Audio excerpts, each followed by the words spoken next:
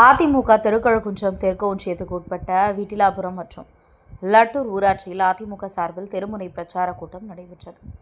செங்கல்பட்டு மாவட்டம் கல்பாக்கம் அடுத்த விட்டிலாபுரம் பகுதியில் அதிமுக செங்கல்பட்டு கிழக்கு மாவட்டம் செய்யூர் சட்டமன்ற தொகுதி திருக்கழுக்குன்றம் தெற்கு ஒன்றியத்துக்கு உட்பட்ட விட்டிலாபுரம் மற்றும் லட்டூர் ஊராட்சியில் அதிமுக ஆட்சியில் செய்த மக்களுக்கான மகத்தான திட்டங்களையும் விடியா திமுக ஆட்சியில் தற்போது நடைபெற்றுக் கொண்டிருக்கின்ற அவலங்களை எடுத்துரைக்கும் விதமான தெருமுனை பிரச்சார கூட்டம் திருக்கழுக்குன்றம் தெற்கு ஒன்றிய கழக செயலாளர் வெங்கம்பாக்கம் விஜயரங்கன் ஏற்பாட்டில் செங்கல்பட்டு கிழக்கு மாவட்ட கழக செயலாளர் திருக்கழுக்குன்றம் எஸ். ஆறுமுகம் தலைமையில் நடைபெற்றது.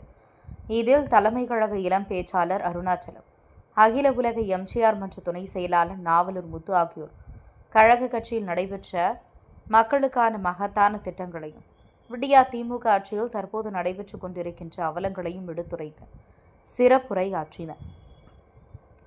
நிகழ்வில் மாவட்ட அம்மா பேரவை பொறுப்பாளர் லட்டூர் ஏகலவேல், மாவட்ட சிறுபான்மை பிரிவு செயலாளர் அராபத், ஒன்றிய கழக பொருளாளர் அரிதாஸ், ஒன்றிய கவுன்சிலர் ஜெயந்தி மகேந்திரன் உட்பட மாவட்ட ஒன்றிய நகர நிர்வாகிகள், மகளிரணி உள்ளிட்ட அனைத்தனி பொறுப்பாளர்கள் திரளாக கலந்து கொண்டனர். தமிழ் புதுவன் திட்டம், வெல்லும் தமிழ் பெண்கள், கல்வியில் சிறந்த தமிழ்நாடு, எத்தனை பேர் இப்போ ஒரு திட்டம் உங்க கனவை சொல்லுங்க. வந்துச்சா? ஃபார்ம் ஃபில் பண்ணி கொடுத்தீங்களா? இந்நேரம் யார் அதில் போண்டா பச்சி மடிச்சு சாப்பிட்டுருக்காங்களோ யாருக்கு தெரியும். அப்படிதான் இருக்கு எல்லாமே. கொடுக்கறது உங்களுடன் ஸ்டாலின் கொடுத்தீங்களா? உங்களுடன் ஸ்டாலின், மக்களுடைய முதல்வர் உங்களுடன் ஸ்டாலின், ஊர் ஊரா ஸ்டாலின், தெரு தெருவா ஸ்டாலின், எத்தனை ஸ்டாலினுக்கு தாங்க நாங்கள் எழுதி எழுதி கொடுக்கறது. மனு எழுதி எழுதி எங்கள் கையும் பேனாவும் தேஞ்சது தான் மிச்சம். ஏதாச்சும் ஒன்று நடந்துதா? ஒன்று நடந்துதா? யோசிச்சு பார்க்கணும். எப்படி வெறும் விளம்பரத்திற்காக விளம்பர அரசுகள் தேவையா, இல்லை அடித்தட்டு மக்களுடைய வாழ்க்கையை மேம்படுத்தக்கூடிய நம்முடைய அனைத்து இந்திய அண்ணா திராவிட முன்னேற்ற கழகத்தினுடைய ஆட்சி தேவையா? யோசிச்சு பார்த்து வாக்களிக்க வேண்டும். இப்போ உயர்ந்த நிலைக்கு எடுத்துட்டு சொல்லியே கன்ஃபியூஸா தானே இருக்கு. சொல்றதை கேளுங்க. நாம ஆட்சிக்கு சுதந்திரமாகி 73 வருஷத்துல எத்தனையோ முதலமைச்சர் மாறி மாறி வந்துட்டாங்க.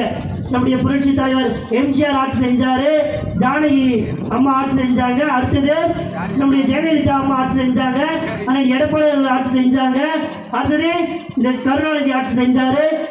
இப்படி பல முதலமைச்சர்கள் ஆட்சி செஞ்சாங்க. அப்ப எல்லாம் நம்முடைய மொத்த கடன் தொகை எவ்வளவுனா 5 லட்சம் கோடி தான் இருந்தது.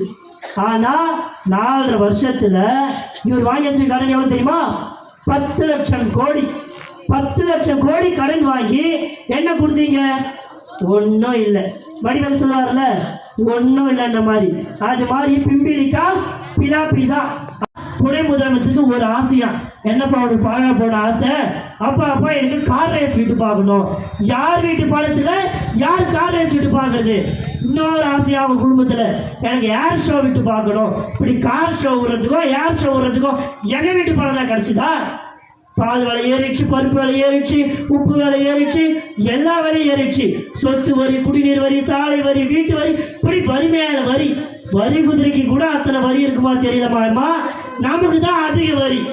இப்படி வரியெல்லாம் போட்டு போட்டு போட்டு நசுக்கி நசுக்கி நசுக்கி இப்படி இருந்த ஆளை இப்படி ஆக்கிட்டாங்க. அதுல ஆனவன் தான் நான் நினைக்கிறேன். இப்படி ஆக்கப்பட்ட இந்த ஆட்சி நமக்கு தேவையா? இந்த ஆட்சி நமக்கு தேவையா? இந்த ஆட்சி தொடரணுமா? இதை யோசிச்சு பார்க்கணும். இதை என்ன பண்ணணும்? யோசிச்சு பார்க்கணும். இதெல்லாம் விட்டுட்டு அவங்க அப்பா ஒரு பேனா எழுதினாராம். அந்த பேனா என்ன பண்ணுச்சுன்னு யாருக்கு தெரியும்? அந்த பேனா தான் ஒரு சொத்துலாம் சேர்த்து வச்சா போல. அதனாலதான் 80 கோடி ரூபாய்க்கு நடுக்கடல்ல எங்க அப்பாவுக்கு பேனா சேர வைக்கணுமா? எப்ப அம்மா கொண்டு வந்த தாலிக்கு தங்கம் திட்டம், இலவச மடிக்கணினி திட்டம், அம்மா உலகம் திட்டம், இப்படி பல திட்டங்களை கொண்டு வந்தது புரட்சி தலைவி அம்மாவுடைய பேனா. அந்த பேனாவுக்கு ஒரு செலவு வச்சா கூட பரவாயில்ல. எதுவுமே செய்யாம கச்சத்தீவை தாரை வாய்த்து கொடுத்த நீட் தேர்வுக்கு காரணமாக இருந்த அந்த பேனாவுக்கு சிலை வைக்க நாம் விடலாமா? அது உதவிகளை செய்து கொடுத்திருக்கிறார். இந்த அரசாங்கம் கொடுத்த உதவிகளை, எத்தனை உதவிகளை உங்கள் மத்தியில கொண்டு வந்திருக்கிறார் சொல்லுங்கள் பார்க்கலாம். எனக்கு தாய்மார்கள் அந்த 100 நாள் வேலை திட்டத்தில் எப்படி தத்தளித்துக் கொண்டிருக்கிறார்கள் தெரியுமா? 100 நாள் வேலை திட்டம் மத்திய அரசாங்கத்தினுடைய திட்டம், மோடி அரசாங்கத்தினுடைய திட்டம். ஆனால் அந்த 100 நாள் வேலை திட்டத்தில் 20 நாட்கள் கூட வேலை கொடுப்பதில்லை. ஏன் என்று கேட்டால் மத்தியிலே பணம் வரவில்லை என்று சொல்லி மத்திய சர்க்காரை, மோடி சர்க்காரை கேவலப்படுத்துவதற்காக அவர் இங்கே அங்க வேலை செய்கிறவர்களுக்கு சரியாக பணம் கொடுப்பதில்லை. நன்றாக தெரியும் இங்க இருக்கிற தாய்மார்கள் எல்லாம். அப்படிப்பட்ட ஒரு இயக்கம்தான், கேடு கெட்ட இயக்கம்தான் மக்களை ஏமாற்றி, ஏழை தாய்மார்களை ஏமாற்றி இன்றைக்கு விடியாத ஆட்சி செய்து கொண்டிருக்கிற அந்த ஸ்டாலினுடைய ஆட்சி ஒழிக்க வேண்டும் என்பதற்காக தான் இன்றைக்கு நமது புரட்சி தமிழர் எடப்பாடியார் தமிழ்நாடு பூராவும் மக்களை எல்லாம் சந்தித்து கிட்டத்தட்ட 184 தொகுதிகளை சந்தித்து உங்களை போன்ற தாய்மார்கள் எல்லாம் கேட்கிறார், நீதி கேட்கிறார். 4 ஆண்டு காலம் புரட்சி தலைவர் அம்மாவுடைய ஆட்சியை ஆண்ட இந்த புரட்சி தமிழர் எடப்பாடியார் கேட்கிறேன், நான் செய்த குற்றம் என்ன? நான் உங்களுக்கு செய்த குற்றம் என்ன? என்னை நீங்கள் ஏன் மீண்டும் முதலமைச்சராக தேர்ந்தெடுக்க கூடாது? இந்த அதிமுக என்ற இந்த மாபெரும் இயக்கத்துக்கு நீங்கள் ஏன் வாய்ப்பு கொடுக்க கூடாது?